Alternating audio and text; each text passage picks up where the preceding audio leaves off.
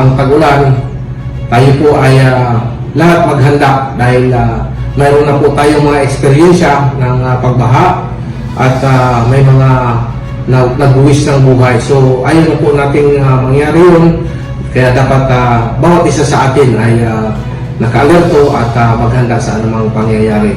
Ang ating mga Disaster Risk Reduction Management Office ay ating pakinggan dahil sila po ang autoridad at tayo ay magpagtulungan sa kanila dahil ang iniisip nila ay ang ating kaligtasan. Dito sa atin po kasi sa Bicol, isa tayo sa mga madalas dalawin ng kalamidad, pero nagkataon lang po na itong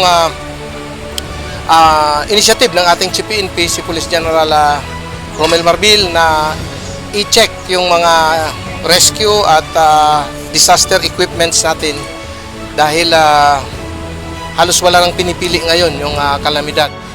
Nationwide po itong ginawa natin.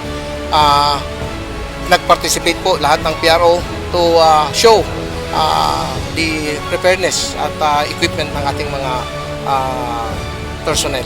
Sumuli kami sa Team Castor Cups ay nakikisa sa ating pamahalaan sa pangangalaga ng kaligtasan ng ating mga mamamayan. Lalo na ngayong parating na po yung Tag-ulan.